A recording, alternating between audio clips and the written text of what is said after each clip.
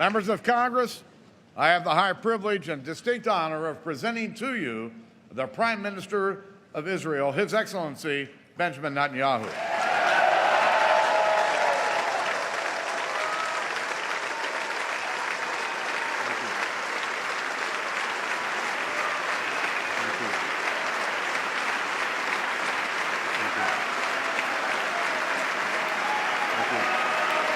Thank you. Thank you. Speaker of the House, John Boehner, President Pro Tem, Senator Orrin Hatch, Senate Majority Leader Mitch McConnell, House Minority Leader Nancy Pelosi, and House Majority Leader Kevin McCarthy. I also want to acknowledge Senator Democratic Leader Harry Reid. Harry, it's good to see you back on your feet.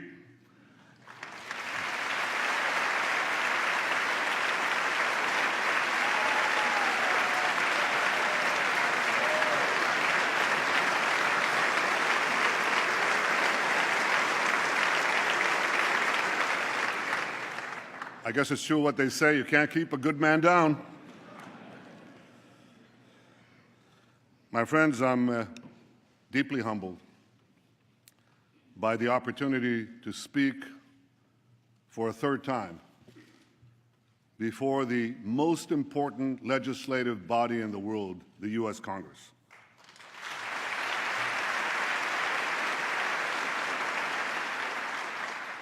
I want to thank you all for being here today.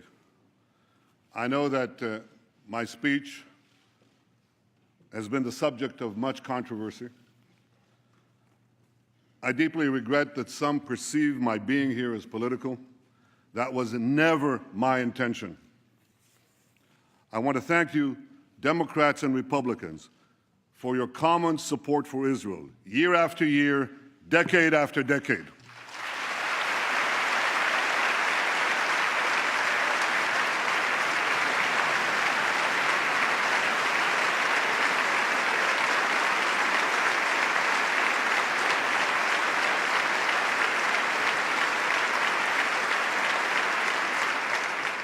I know that no matter on which side of the aisle you sit, you stand with Israel.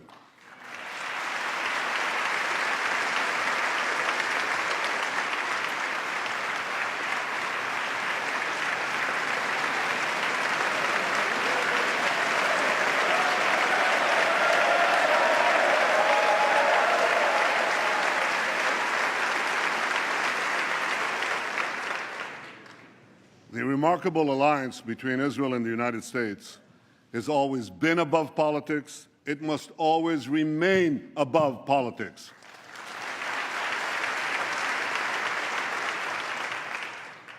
Because America and Israel, we share a common destiny, the destiny of promised lands that cherish freedom and offer hope.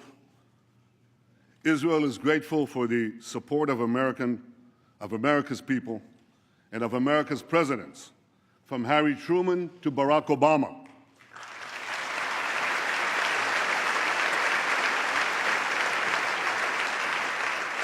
We appreciate all that President Obama has done for Israel. Now, some of that is widely known.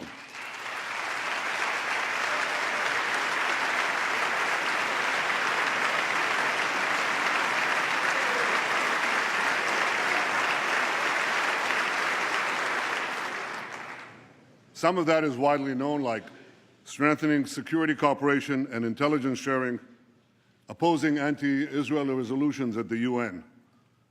Some of what the President has done for Israel is less well known. I called him in 2010 when we had the Carmel forest fire, and he immediately agreed to respond to my request for urgent aid. In 2011, we had our embassy in Cairo under siege, and again, he provided vital assistance at the crucial moment. Or his support for more missile interceptors during our operation last summer when we took on Hamas terrorists.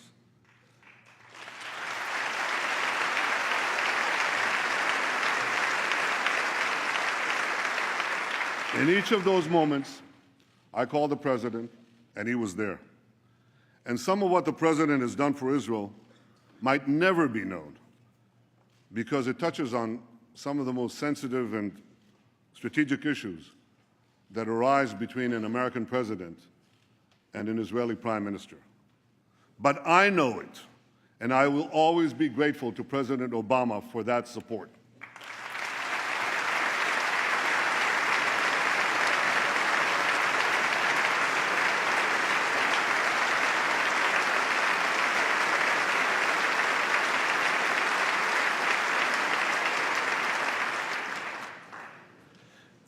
And Israel is grateful to you, the American Congress, for your support, for supporting us in so many ways, especially in generous military assistance and missile defense, including Iron Dome.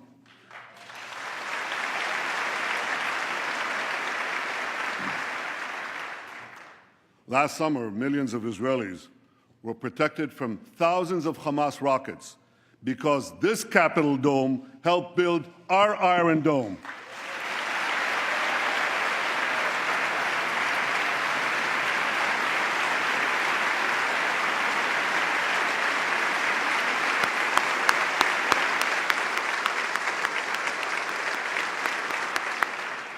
Thank you, America.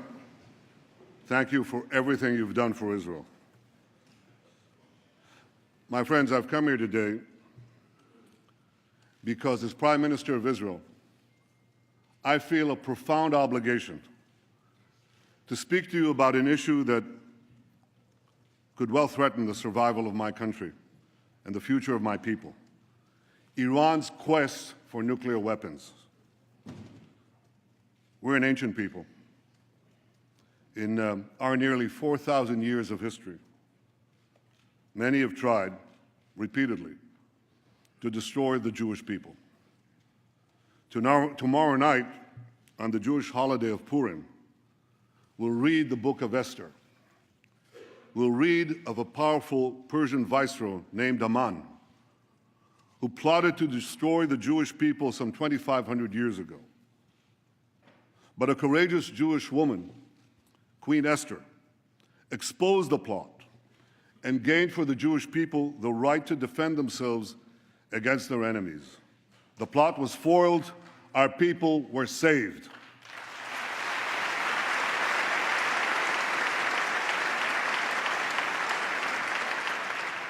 Today, the Jewish people face another attempt by yet another Persian potentate to destroy us. Iran's supreme leader, Ayatollah Khamenei, Iran's supreme leader, Ayatollah Khamenei, spews the oldest hatred of anti-Semitism with the newest technology. He tweets that Israel must be annihilated. He tweets. You know, in Iran, there isn't exactly free internet. But he tweets in English that Israel must be destroyed. For those who believe that Iran threatens a Jewish state, but not the Jewish people, listen to Hassan Nasrallah, the leader of Hezbollah, Iran's chief terrorist proxy. He said, "If all the Jews gather in Israel, it will save us the trouble of chasing them down around the world." But Iran's regime is not merely a Jewish problem, any more than the Nazi regime was merely a Jewish problem. The 6 million Jews murdered by the Nazis were but a fraction of the 60 million people killed in World War II. So too, Iran's regime poses a grave threat not only to Israel, but also to the peace of the entire world. To understand just how dangerous Iran would be with nuclear weapons, we must fully understand the nature of the regime. The people of Iran are very talented people. They're heirs to one of the world's great civilizations. But in 1979, they were hijacked by religious zealots who imposed on them immediately a dark and brutal dictatorship. That year, the Zealots drafted a constitution, a new one for Iran. It directed the Revolutionary Guards not only to protect Iran's borders, but also to fulfill the ideological mission of jihad. The regime's founder, Ayatollah Khomeini, exhorted his followers to export the revolution throughout the world. I'm standing here in Washington, D.C., and the difference is so stark. America's founding document promises life, liberty, and the pursuit of happiness. Iran's founding document pledges death, tyranny, and the pursuit of jihad. And as states are collapsing across the Middle East, Iran is charging into the void to do just that. Iran's goons in Gaza, its lackeys in Lebanon, its Revolutionary Guards on the Golan Heights are clutching Israel with three tentacles of terror. Backed by Iran, Assad is slaughtering Syrians. Backed by Iran, Shiite militias are rampaging through Iraq. Backed by Iran, Houthis are seizing control of Yemen, threatening the strategic straits at the mouth of the Red Sea. Along with the Straits of Hormuz, that would give Iran a second choke point on the world's oil supply. Just last week, near Hormuz, Iran carried out a military exercise blowing up a mock U.S. aircraft carrier. That's just last week, while they're having nuclear talks with the United States. But unfortunately, for the last 36 years, Iran's attacks against the United States have been anything but mock, and the targets have been all too real. Iran took dozens of Americans hostage in Tehran, murdered hundreds of American soldiers, Marines in Beirut, and was responsible for killing and maiming thousands of American servicemen and women in Iraq and Afghanistan. Beyond the Middle East, Iran attacks America and its allies through its global terror network. It blew up the Jewish Community Center and the Israeli embassy in Buenos Aires. It helped al-Qaeda bomb U.S. embassies in Africa. It even attempted to assassinate the Saudi ambassador right here in Washington, D.C. In the Middle East, Iran now dominates 4 Arab capitals: Baghdad, Damascus, Beirut, and Sana'a. And if Iran's aggression is left unchecked, more will surely follow. So at a time when many hope that Iran will join the community of nations, Iran is busy gobbling up the nations.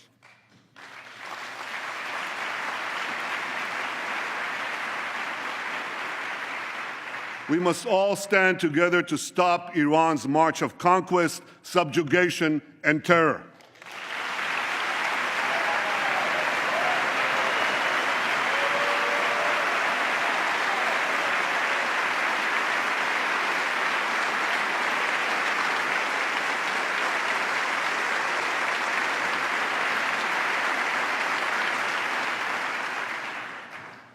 Now, 2 years ago,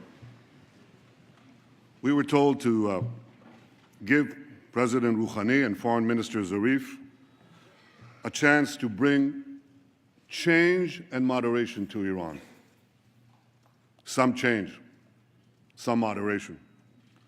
Rouhani's government hangs gays, persecutes Christians, jails journalists, and executes even more prisoners than before.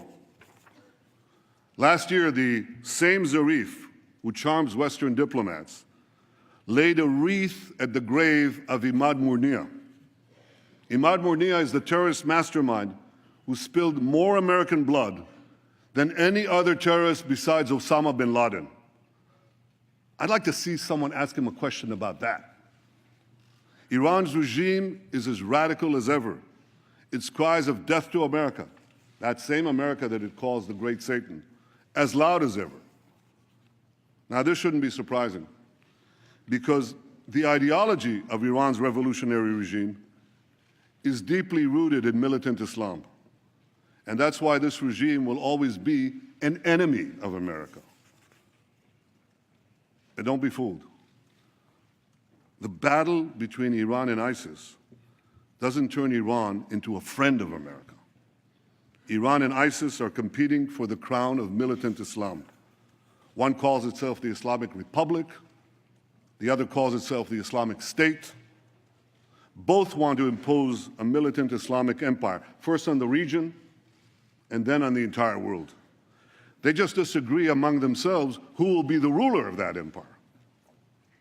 In this deadly Game of Thrones, there's no place for America or for Israel, no peace for Christians, Jews, or Muslims who don't share the Islamist medieval creed, no rights for women, no freedom for anyone. So when it comes to Iran and ISIS, the enemy of your enemy is your enemy.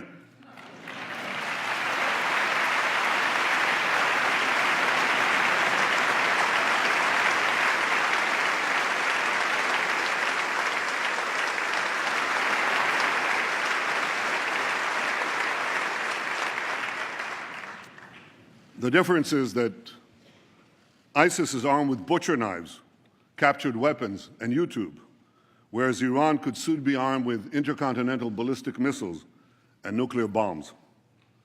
We must always remember, I'll say it one more time, the greatest danger facing our world is the marriage of militant Islam with nuclear weapons.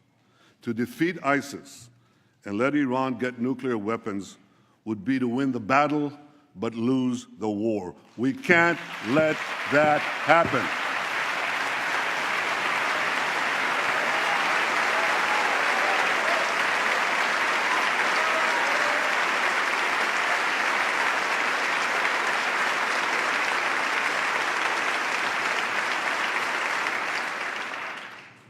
But that, my friends, is exactly what could happen if the deal now being negotiated is accepted by Iran.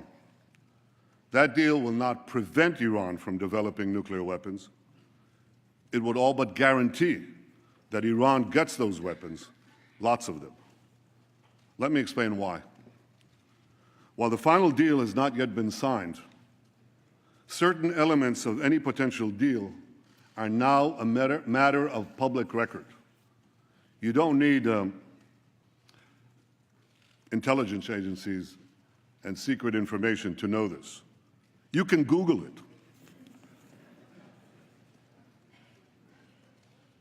Absent a dramatic change, we know for sure that any deal with Iran will include two major concessions to Iran. The first major concession would leave Iran with a vast nuclear infrastructure, providing it with a short breakout time to the bomb. Breakout time is the time it takes to amass enough weapons-grade uranium or plutonium for a nuclear bomb. According to the deal, not a single nuclear facility would be demolished.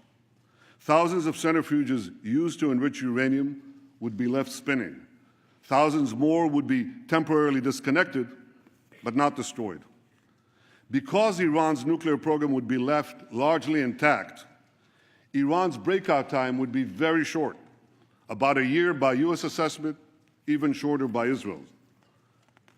And if Iran's work on advanced centrifuges, faster and faster centrifuges, is not stopped, that breakout time could still be shorter, a lot shorter.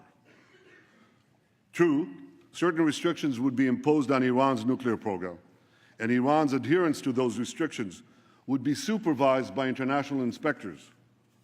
But here's the problem. You see, inspectors document violations. They don't stop them. Inspectors knew when North Korea broke to the bomb, but that didn't stop anything. North Korea turned off the cameras, kicked out the inspectors. Within a few years, it got the bomb. Now we're warned that within 5 years, North Korea could have an arsenal of 100 nuclear bombs. Like North Korea, Iran too has defied international inspectors. It's done that on at least 3 separate occasions: 2005, 2006, 2010. Like North Korea, Iran broke the locks, shut off the cameras. Now, I know this is not going to come as a shock to any of you, but Iran not only defies inspectors, it also plays a pretty good game of hide and cheat with them. The UN's nuclear watchdog agency, the IAEA, said again yesterday that Iran still refuses to come clean about its military nuclear program. Iran was also caught twice, not once, twice, operating secret nuclear facilities in Natanz and Qom, facilities that inspectors didn't even know existed. Right now, Iran could be hiding nuclear facilities that we don't know about, the US and Israel. As the former head of inspections for the IAEA said in 2013, he said, if there's no undeclared installation today in Iran, it'll be the first time in 20 years that it doesn't have one. Iran has proven time and again that it cannot be trusted. And that's why the first major concession is a source of grave concern. It leaves Iran with a vast nuclear infrastructure and relies on inspectors to prevent a breakout. That concession creates a real danger that Iran could get to the bomb by violating the deal. But the second major concession creates an even greater danger, that Iran could get to the bomb by keeping the deal. Because virtually all the restrictions on Iran's nuclear program will automatically expire in about a decade. Now, a decade may seem like a long time in political life, but it's the blink of an eye in the life of a nation. It's a blink of an eye in the life of our children. We all have a responsibility to consider what will happen when Iran's nuclear capabilities are virtually unrestricted and all the sanctions will have been lifted. Iran would then be free to build a huge nuclear capacity that could produce many, many nuclear bombs. Iran's supreme leader says that openly. He says Iran plans to have 190,000 centrifuges, not 6,000, or even the 19,000 that Iran has today, but 10 times that amount. 190,000 centrifuges enriching uranium. With this massive capacity, Iran could make the fuel for an entire nuclear arsenal, and this in a matter of weeks, once it makes that decision. My longtime friend, John Kerry, Secretary of State, confirmed last week that Iran could legitimately possess that massive centrifuge capacity when the deal expires. Now, I want you to think about that. The foremost sponsor of global terrorism could be weeks away from having enough enriched uranium for an entire arsenal of nuclear weapons, and this with full international legitimacy. And by the way, if Iran's intercontinental ballistic missile program is not part of the deal, and so far, Iran refuses to even put it on the negotiating table, well, Iran could have the means to deliver that nuclear arsenal to the far-reach corners of the earth, including to every part of the United States. So you see, my friends, this deal has two major concessions. One, leaving Iran with a vast nuclear program. And two, lifting the restrictions on that program in about a decade. That's why this deal is so bad. It doesn't block Iran's path to the bomb, it paves Iran's path to the bomb. So why would anyone make this deal? Because they hope that Iran will change for the better in the coming years? Or they believe that the alternative to this deal is worse? Well, I disagree. I don't believe that Iran's radical regime will change for the better after this deal. This regime has been in power for 36 years, and its voracious appetite for aggression grows with each passing year. This deal would only whet Iran's appetite for more. Would Iran be less aggressive when sanctions are removed and its economy is stronger? If Iran is gobbling up 4 countries right now while it's under sanctions, how many more countries will Iran devour when sanctions are lifted? Would Iran fund less terrorism when it has mountains of cash with which to fund more terrorism? Why should Iran's radical regime change for the better when it can enjoy the best of both worlds, aggression abroad, prosperity at home? This is a question that everyone asks in our region. Israel's neighbors, Iran's neighbors, know that Iran will become even more aggressive and sponsor even more terrorism when its economy is unshackled and it's been given a clear path to the bomb. And many of these neighbors say they'll respond by racing to get nuclear weapons of their own. So this deal won't change Iran for the better. It will only change the Middle East for the worse. A deal that's supposed to prevent nuclear proliferation would instead spark a nuclear arms race in the most dangerous part of the planet. This deal won't be a farewell to arms. It would be a farewell to arms control. And the Middle East would soon be crisscrossed by nuclear tripwires. A region where small skirmishes can trigger big wars would turn into a nuclear tinderbox. If anyone thinks this deal kicks the can down the road, think again. When we get down that road, we'll face a much more dangerous Iran, a Middle East littered with nuclear bombs, and a countdown to a potential nuclear nightmare. Ladies and gentlemen, I've come here today to tell you we don't have to bet the security of the world on the hope that Iran will change for the better. We don't have to gamble with our future and with our children's future. We can insist that restrictions on Iran's nuclear program not be lifted for as long as Iran continues its aggression in the region and in the world.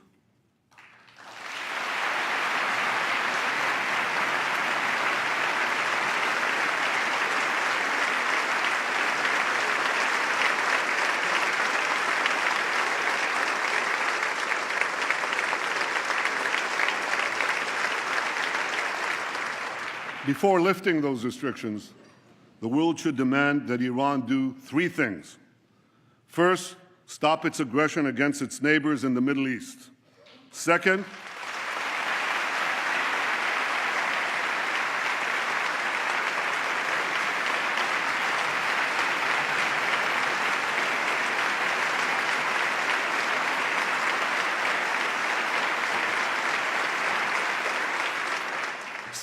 stop supporting terrorism around the world.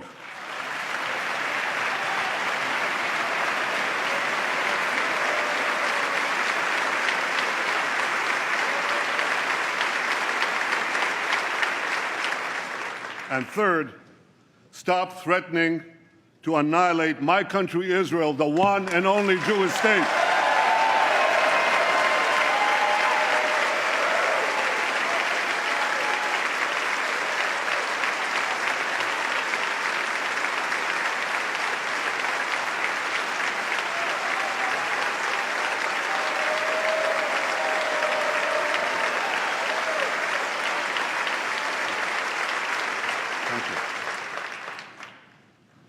If the world powers are not prepared to insist that Iran change its behavior before a deal is signed, at the very least, they should insist that Iran change its behavior before a deal expires.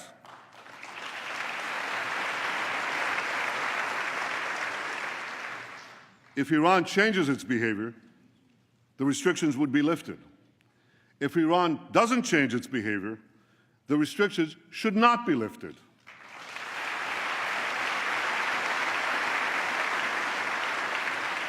If Iran wants to be treated like a normal country, let it act like a normal country.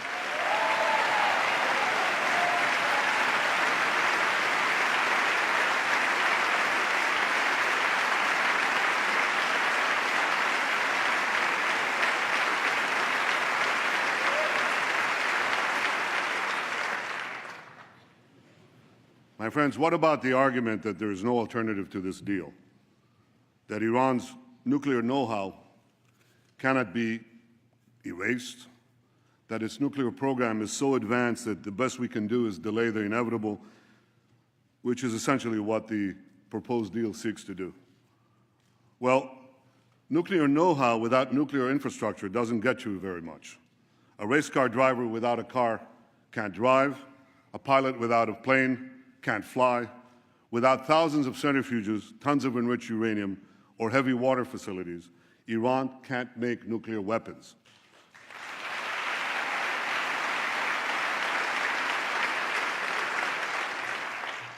Iran's nuclear program can be rolled back well beyond the current proposal by insisting on a better deal and keeping up the pressure on a very vulnerable regime, especially given the recent collapse in the price of oil.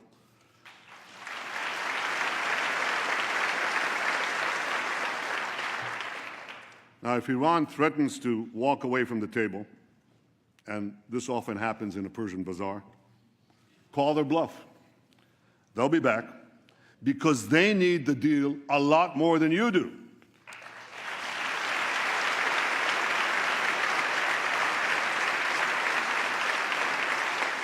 And by maintaining the pressure on Iran and on those who do business with Iran, you have the power to make them need it even more. My friends, for over a year, we've been told that no deal is better than a bad deal. Well, this is a bad deal. It's a very bad deal. We're better off without it.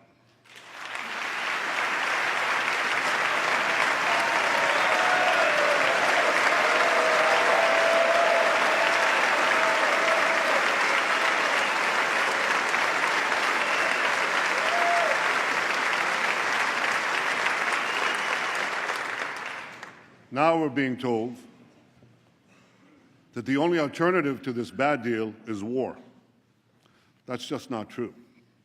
The alternative to this bad deal is a much better deal.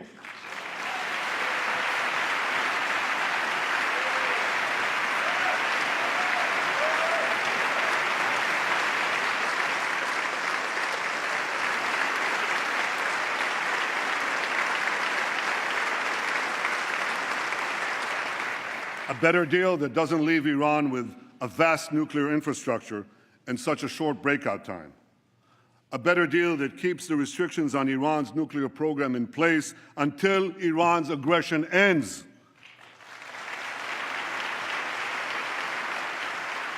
A better deal that won't give Iran an easy path to the bomb.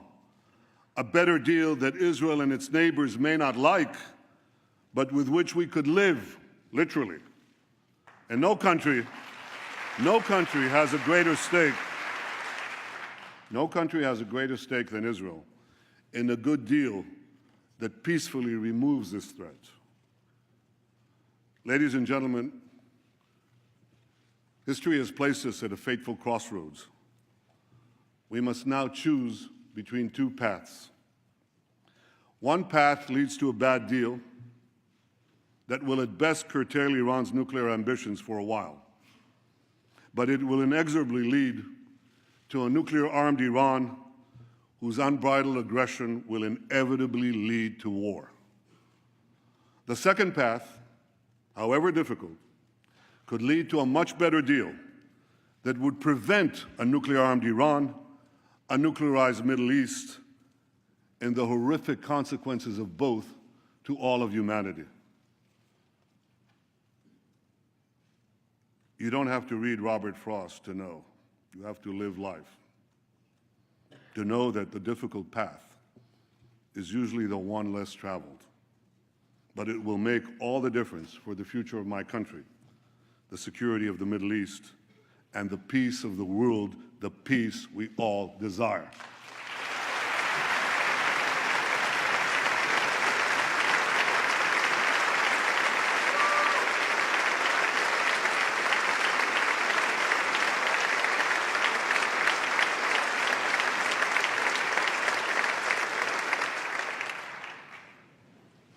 My friends, standing up to Iran is not easy. Standing up to dark and murderous regimes never is. With us today is Holocaust survivor and Nobel Prize winner, Elie Wiesel.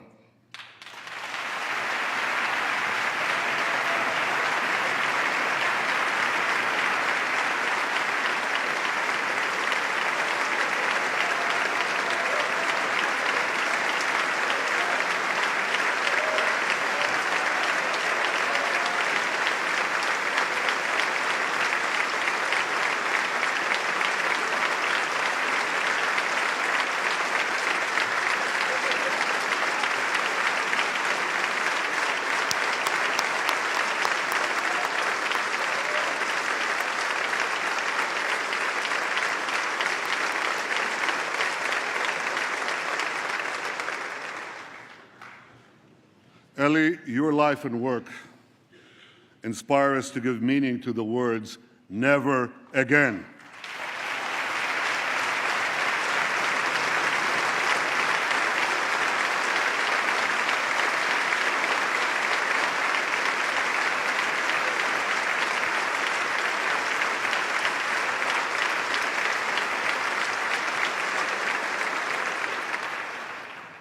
And I wish I could promise you, Elie, that the lessons of history have been learned. I can only urge the leaders of the world not to repeat the mistakes of the past.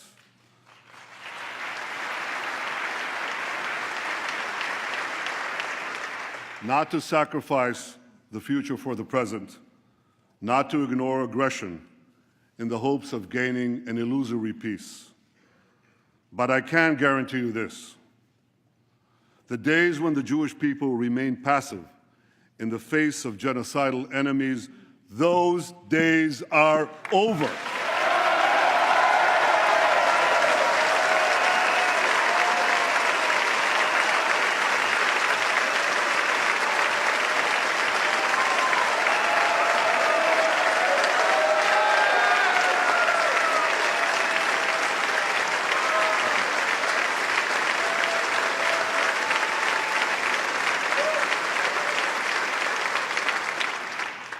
We are no longer scattered among the nations, powerless to defend ourselves. We've restored our sovereignty in our ancient home, and the soldiers who defend our home have boundless courage. For the first time in 100 generations, we, the Jewish people, can defend ourselves.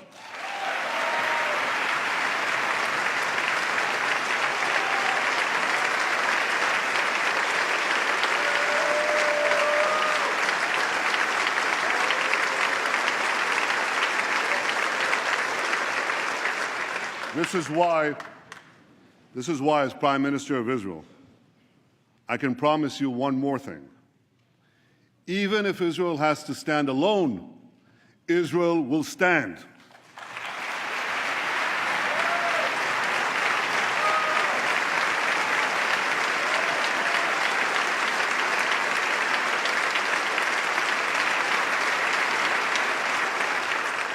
But I know that Israel does not stand alone.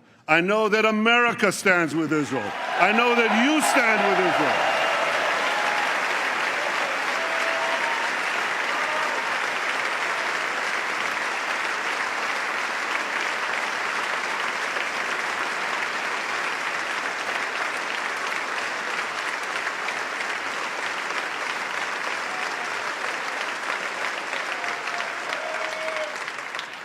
You stand with Israel because you know that the story of Israel is not only the story of the Jewish people, but of the human spirit that refuses again and again to succumb to history's horrors.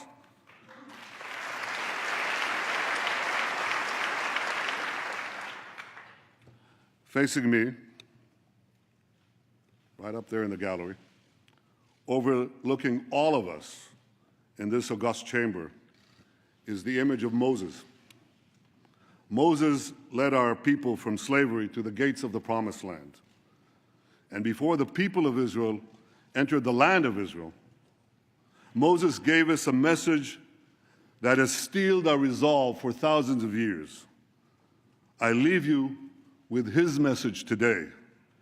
חזקו ואמצו, אל תיראו ואל תערצו מפניהם.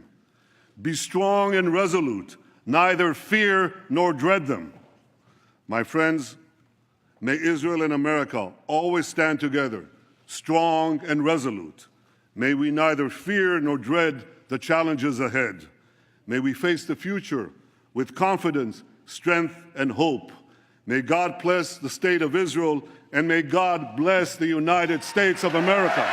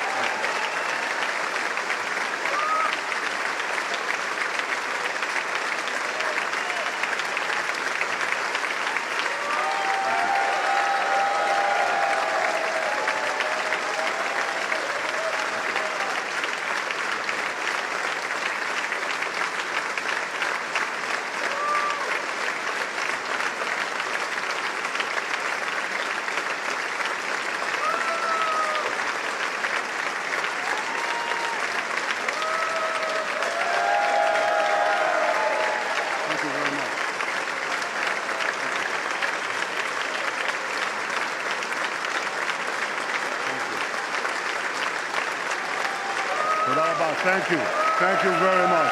Thank you all. You're wonderful. Thank you, America. Thank you. Thank you.